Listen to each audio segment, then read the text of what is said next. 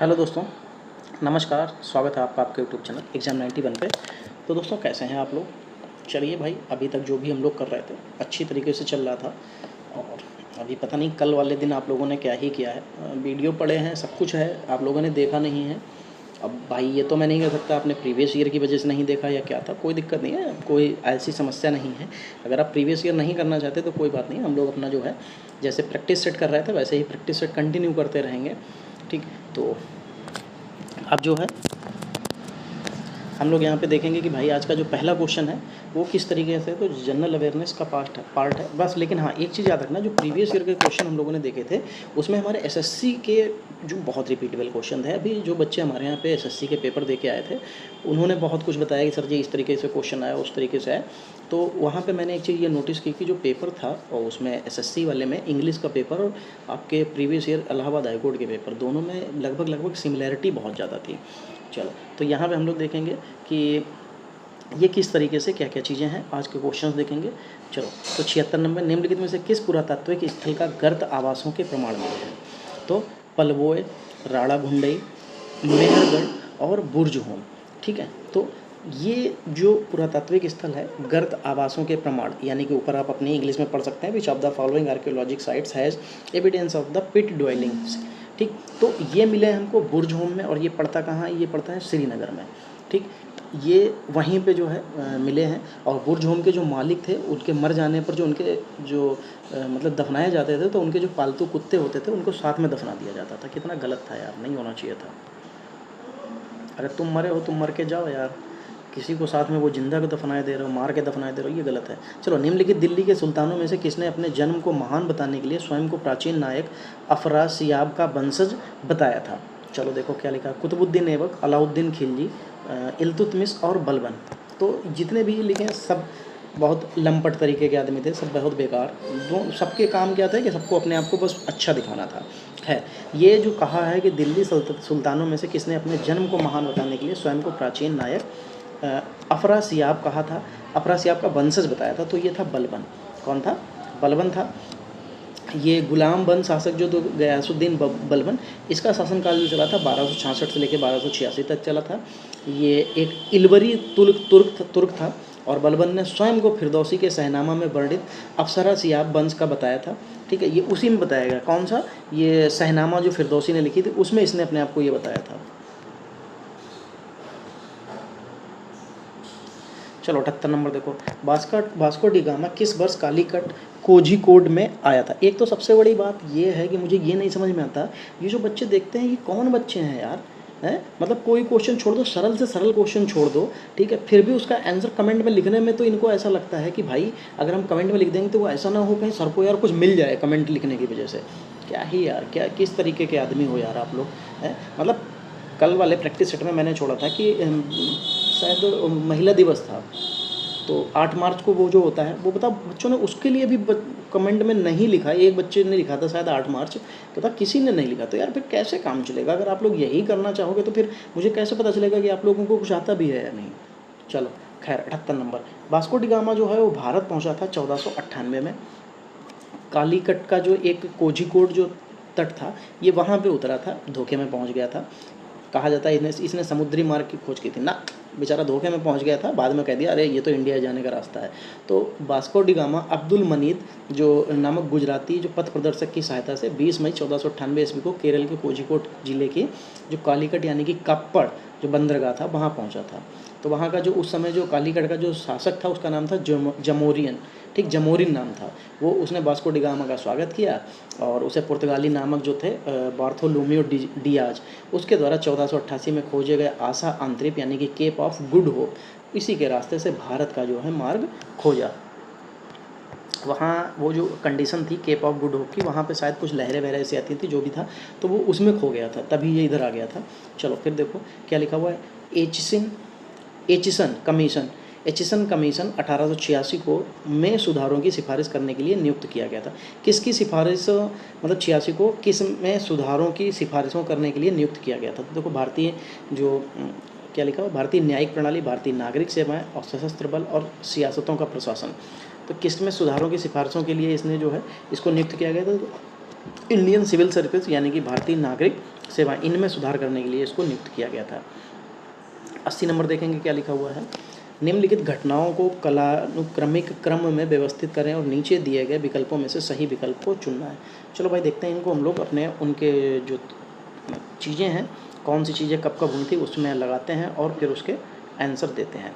चलो, चंद्रशेखर आज़ाद की मृत्यु ये पूछा जा रहा है, तो ये हुई थी 27 फरवरी 1931 को।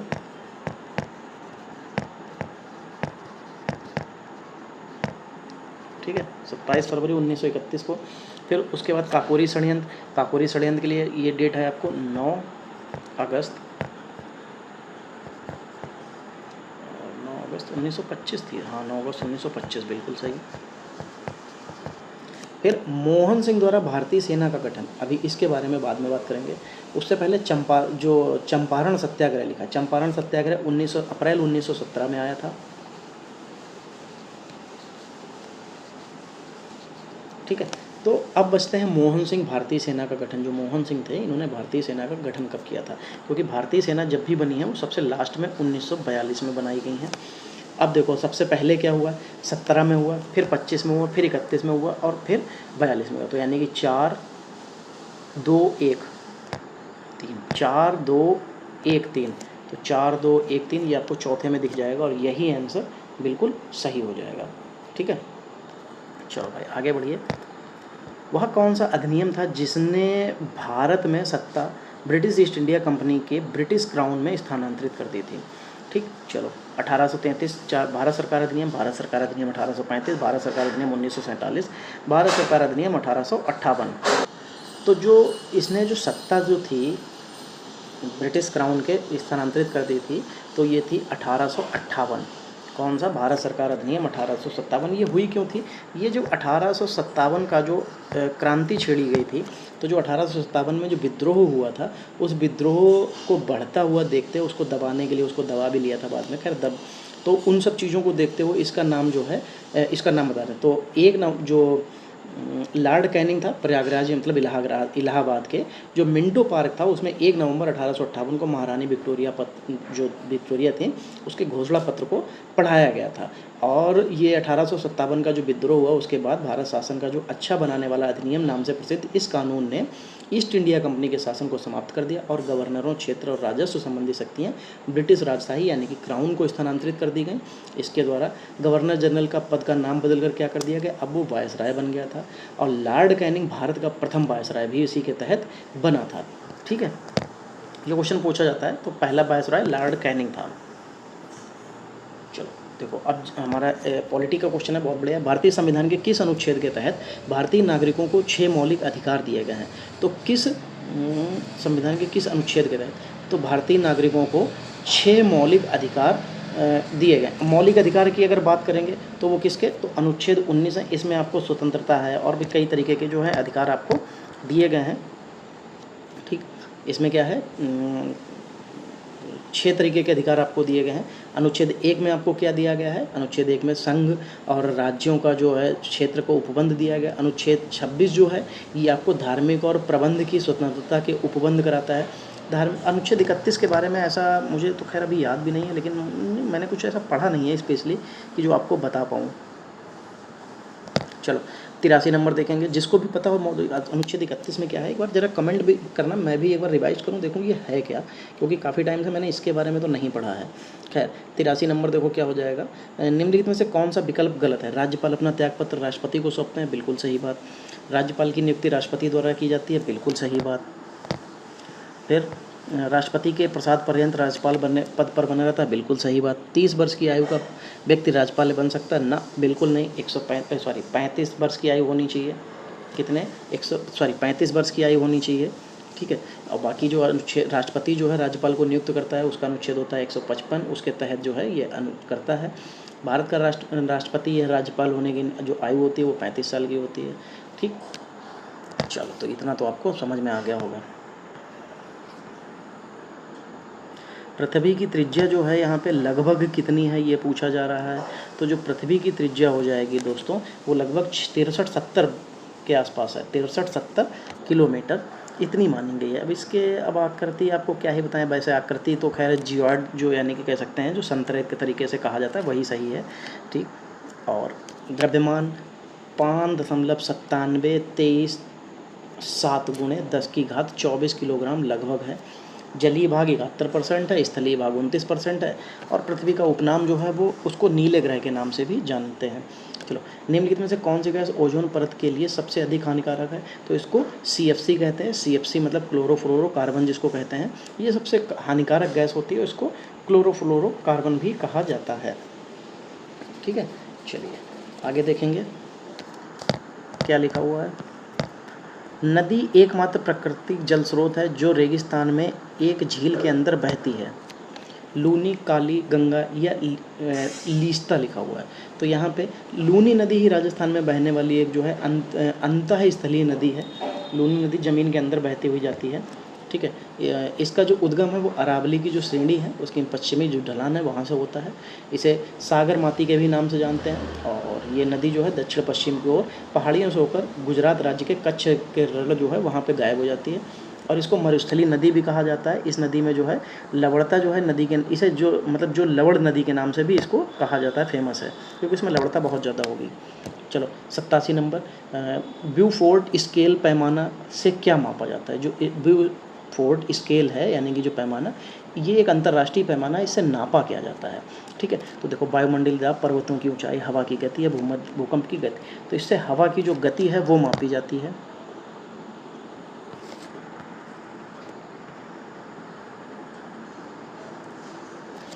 चलो 88 नंबर देखो यहाँ पे क्या लिखा हुआ, इलेक्ट्रॉनों का एंटी पार्टिकल होता क्या है?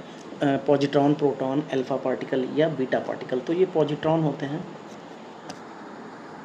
इसकी खोज जो है एंडरसन ने 1932 में की थी। चलो 89 नंबर, आर्द्र एवं नम वातावरण में उत्पन्न होने वाले काई यानी कि मॉसेस जैसे प्राचीन पौधों के अध्ययन को क्या कहा जाता है? जो नम वातावरण में पैदा होते हैं जैसे काई, तो इनको क्या कहते हैं? एथनोबॉटनी, ब्रायोलॉजी, पैलिनोलॉजी और डेंड्रोलॉजी। अरे वाह भाई, इतने कठिन कठिन नाम आप लोग दे देते हो। खैर, इनको ये जो जैसे काई जैसे जो छोटे छोटे प्राचीन पौधे होते हैं, इनके अध्ययन जो किया जाता है उसको ब्रायोलॉजी कहा जाता है। क्या कहा जाता है? ब्रायोलॉजी। इनको ये किसका अध्ययन करते हैं? ये ब्रायोफाइट का अध्ययन करते हैं। किसका अध्ययन करते हैं? ये ब्रायोफाइट का अध्ययन करते हैं। जो डेंड्रोलॉजी होता है ये वृक्ष और जो झाड़ियाँ होती हैं इनका अध्ययन करते हैं। जो पेलिनोलॉजी लिखा हुआ है ये परागकणों का अध्ययन करते हैं, तीसरे नंबर पे जो लिखा। फिर लास्ट में जो पहला नंबर पे लिखा हुआ है एथनोबॉटनी, ठीक है, एथनोलॉजी जिसको बॉटनी भी लिखा हुआ है, एथनोलॉजी भी कहते हैं, ये मनुष्य और जंतु की व्यवहारिकता संबंधी अध्ययन करता है। चलो अगला क्वेश्चन देखेंगे क्या लिखा हुआ है।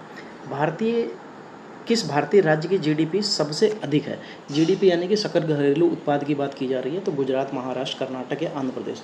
क्योंकि देखो सबसे ज़्यादा अगर अच्छी की बात करेंगे तो वो महाराष्ट्र की है, क्योंकि यहाँ पे देखो भैया सब तो पैसे वाले लोग रहते हैं, ठीक है, तो पूंजीपति लोग ही यहाँ पे ज़्यादातर रहते हैं। मुकेश अंबानी जैसे लोगों का घर तो वहीं पे है, तो आप अंदाज़ा लगा सकते हैं। फिर चलो फिर यहाँ पे देखो भारतीय बैंकिंग लेन देन के संबंध में निफ्ट की फुल फॉर्म, ये मैंने अपने कंप्यूटर वाले जो वीडियोस हम लोग कराते थे वहाँ पे निफ्ट की फुल फॉर्म हम लोगों ने बहुत बार की है। क्या होती है? नेशनल इलेक्ट्रॉनिक फंड ट्रांसफ़र, इसकी फुल फॉर्म होती है। और ये किस ऑप्शन में आपको देखने को मिल जाएगा? नेशनल इलेक्ट्रॉनिक फाइनेंशियल, गलत हो जाएगा। नेशनल इलेक्ट्रॉनिक फंड ट्रांसफ़र बिल्कुल सही हो जाएगा। तो बस ऐसे ही पढ़ते रहिए, पढ़ने में कोई समस्या नहीं है, आप बस याद करते रहिए, कोई ना कोई चीज़ आपको कहीं ना कहीं से मिल ही जाएगी। चलो अगला क्वेश्चन देखेंगे। भारत में पहली पूर्ण जनगणना कब हुई थी? देखो यहाँ पे दो तरीके की जनगणनाएं हुई थी। सबसे पहले भारत की प्रथम जनगणना की शुरुआत लॉर्ड मेयो के शासनकाल में 1872 में हुई, ठीक। लेकिन ये नियमित पहली पूर्ण जनगणना मतलब नियमित जनगणना की बात कर रहा है वो 1881 में, किसके? लॉर्ड रिपन के शासनकाल में। यहाँ पे मैं लॉर्ड रिपन लिखे दे रहा हूँ जिससे आपको याद रहे, ठीक है। नियमित हुई थी, याद रखना, नियमित हुई थी, तो इसलिए इसको याद रखने वाली पहली जो है ये। और 2011 में कौन से नंबर की जनगणना थी? तो 15वीं जनगणना थी, याद रखना। अब 16वीं जनगणना होनी है, लेकिन कोरोना की वजह से उधर हो नहीं पाई थी। अब आगे बढ़ा दिया गया, तो 2024 में तो हो नहीं पाया, अब 2025 में देखा जाए शायद हो पाएगा कि नहीं हो पाएगी। चलो 93 नंबर देखेंगे क्या लिखा हो। सीपीयू में होता है, तो सीपीयू में क्या होता है? अर्थमेटिक और लॉजिक यूनिट व रजिस्टर। बिल्कुल, ये हमने कंप्यूटर की क्लास में बहुत बार पढ़ा हुआ है कि सीपीयू हमारी जो है वो 3 चीज़ों से मिलकर बनता है। ALU रजिस्टर और CO अर्थमेटिक लॉजिक यूनिट पर रजिस्टर। अरे पहले में तो यार यही है, सेकंड वाला लेना पड़ेगा भैया। लो मेरा एक नंबर चला गया। तो क्या क्या होता है, मैं ऐसे शॉर्ट फॉर्म में लिख देता हूँ। ALU होता है, ठीक, CU होता है और MU भी होता है। MU में रजिस्टर आ जाता है, आप रजिस्टर लिख लीजिए या MU, कई जगह पे आपको MU लिख के आएगा तो कई जगह पे आपको रजिस्टर लिख के आएगा। तो आप निश्चिंत रहे, दोनों चीज़ें सही हैं आपकी। चलो फिर यहाँ पे देखिए, इकोलॉजी शब्द की जो है रचना पूछी जा रही है, किसने की थी? Ernest Haeckel, G. Evelyn Hutchinson, Hugo de Vries और रॉबर्ट ब्राउन। तो इकोलॉजी शब्द की तो ईस्टर जो अर्नेस्ट हेकेल थे, इन्होंने की थी, अर्नेस्ट हेकेल, ठीक। तो इन्होंने की थी, कब की थी ये भी लिख लीजिएगा, 1869 में की थी। अगले क्वेश्चन की तरफ बढ़ेंगे। गंगा सागर मेला, ये एक जगह भी है गंगा सागर, ठीक है, कि एक कहावत वो कही जाती है, देखो सारे तीर्थ बार बार, गंगा सागर एक बार, हाँ यही कहा जाता है। तो ये पड़ता है आपको वेस्ट बंगाल में, ठीक है, ये पड़ता है वेस्ट बंगाल में। अभी कुछ दिन पहले मेरे जो है मम्मी पापा गए हुए थे, तो मुझे और भी इसलिए भी एग्जैक्टली पता है। बाकी गंगा सागर ये जो है, ये मेले का आयोजन होता है, एक छोटा सा टापू जैसी जगह है, वहाँ पे गंगा सागर का मेला लगता है, ठीक। और ये हुगली नदी है, इसके मुहाने पर स्थित सागर जो है, इसके जो पौष माह होता है उसके अंतिम दिन, अर्थात यानी कि जो कह सकते हैं मकर संक्रांति, उस दिन लगाया जाता है। बहुत भीड़ होती है। किस राज्य में स्टैचू ऑफ बिलीव का उद्घाटन किया गया? ये क्वेश्चन जो है मैं आपको बता दूं, ये क्वेश्चन उस समय के करंट का है, खासकर ये करंट तो अब नहीं रह गया, लेकिन आपको ये GS में भी पूछा जा सकता है, ठीक। वैसे ये जो राजस्थान था वहाँ पे किया गया था, बाकी ऑप्शन के ऊपर डिपेंड करता है ये किस तरीके से हमको दे रखा है। अयोध्या उत्तर प्रदेश, राजसमंद राजस्थान, नासिक महाराष्ट्र, गुजरात, फिर गांधीनगर। तो ठीक है, तो फिर मिल गया गुजरात, ये राजस्थान में हुआ था, राजसमंद जिला है। तो ये भगवान शिव की दुनिया की सबसे ऊंची प्रतिमा का जो है अनावरण वहीं पे किया गया। तो इसकी जो प्रतिमा, भगवान जी की जो प्रतिमा है, भगवान शिव जी की, ये इसको जो है नाम क्या दिया गया? तो इसको नाम दिया गया है विश्व स्वरूपम। क्या नाम दिया गया है? विश्व स्वरूपम नाम दिया गया है। और इसी को जो है स्टैचू ऑफ बिलीफ भी कहते हैं। और ये लगभग 369, ठीक है, 369 फुट ऊंची है, ठीक है। कौन सी? 369 फुट ऊंची है। चलो, हाल ही में चर्चित रहा उद्भव उत्सव 2022 कहाँ आयोजित हुआ? क्योंकि देखिए, ये जो मैं प्रीवियस ईयर का पेपर करा रहा हूँ, लेकिन ये इलाहाबाद हाईकोर्ट का नहीं है, ये दूसरी जगह का पेपर है, ठीक है। तो याद रखना, ये 2022 का क्वेश्चन है, आपके लिए इंपॉर्टेंट नहीं है। ये वाराणसी में हुआ था, इसको आप साइड करके छोड़ दीजिए। फिर किस बैंक ने थोक खंड में डिजिटल रुपए की पायलट परियोजना शुरू की थी? तो किस बैंक ने, अच्छा बैंक पूछा गया है, थोक खंड में डिजिटली रुपए की पायलट परियोजना। तो RBI, बैंकों का बैंक, बैंकों का मसीहा इस नाम से जाना जाता है, ठीक है। चलो आगे बढ़ेंगे। वैसे ये जो करेंसी नोट होते हैं, उनका ये डिजिटली रूप था, ये उस समय के करंट का क्वेश्चन रहा था। चलो फिर आगे देखेंगे। हाल ही में नरेंद्र मोदी ने किस धाम को राष्ट्रीय स्मारक घोषित किया? ये भी जो है करंट का क्वेश्चन है। ये मानगढ़ धाम था, ये उसको घोषित किया गया था, राष्ट्रीय स्मारक घोषित किया गया था। ये धाम जो है 1913 जो SB था, उसमें ब्रिटिश सेना द्वारा मारे गए लगभग 1500 आदिवासियों की याद में एक स्मारक है, जो कि गुजरात राजस्थान की जो सीमा है, बांसवाड़ा, ठीक है, ऐसे लिख लीजिएगा, बांसवाड़ा, उस ज़िले में स्थित है, बांसवाड़ा जिला। चलिए आगे बढ़ेंगे और लास्ट क्वेश्चन है इस आज की प्रैक्टिस सेट का। चलो यहाँ पे लिखा हुआ है, हाल ही में महिला अधिकार कार्यकर्ता और सेवा की संस्थापक ईला भट्ट का निधन हो गया। इन्हें किस नागरिक पुरस्कार से सम्मानित किया गया था? तो यहाँ पे लिखा हुआ है पद्मश्री, पद्म भूषण, पद्म विभूषण, A और B दोनों। तो A और B दोनों बिल्कुल, पद्मश्री और पद्म भूषण से इनको मिला था, पद्म विभूषण अभी नहीं मिला था। और इनको जो पद्म भूषण था, कौन सा, पद्मश्री, ये 1985 में, ठीक। और पद्म भूषण कब मिला था? ये 1986 में, ठीक। ये दोनों मिले थे, इनसे सम्मानित किए गए थे।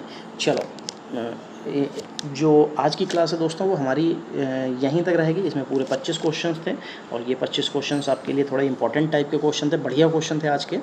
तो दोस्तों कोशिश कीजिएगा कि इसमें आप 20 के आसपास रहना चाहिए, 19, 20, 21 तक बनने चाहिए आपके नंबर। करंट के क्वेश्चन सारे छोड़ दीजिएगा, तभी मैंने कहा 19, 20 नंबर आपके बनने चाहिए। चलिए दोस्तों, आज की क्लास यहीं तक रखेंगे, मिलेंगे हम लोग अगली क्लास में, तब तक के लिए जय हिंद दोस्तों।